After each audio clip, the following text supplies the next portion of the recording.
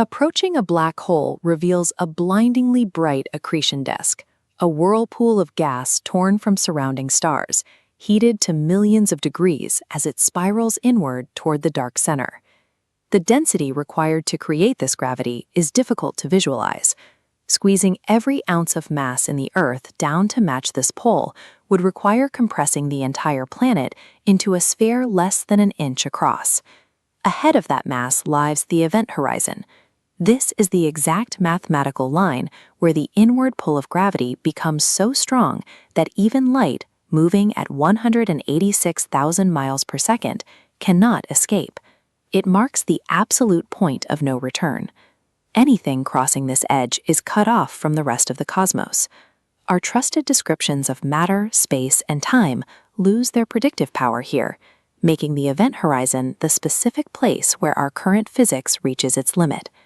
General relativity predicts that slipping past this boundary is a quiet event.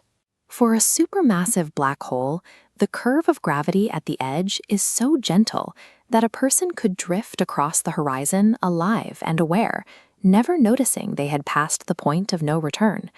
Quantum physics, however, demands a different outcome. It insists that physical information can never be truly destroyed.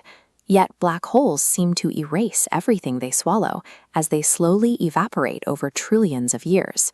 This contradiction is known as the black hole information paradox. To resolve this, some physicists propose the firewall hypothesis. In this view, the horizon is a seething, violent sheet of raw energy that incinerates anything on contact, long before it reaches the interior. Because our two most successful theories of reality flatly disagree on what happens at this threshold, the doorway into a black hole represents the absolute edge of human understanding. If the crossing is survivable, the descent quickly becomes a physical struggle against gravity itself. Near the center, the pull on your feet becomes significantly stronger than the pull on your head, stretching your body, and eventually your very atoms into thin, falling strands, a process called spaghettification. This diagram illustrates why escape is impossible. Space itself flows inward faster than light can swim against the current. Time distorts alongside space. Extreme gravity slows time, so a person falling in might see the outside universe run in fast forward, stars dying in moments. Eventually, the light following you in bleeds away its energy, shifting to red and then to nothing. The stars above wink out, leaving you in a region of absolute final darkness, where light can no longer reach you from any direction.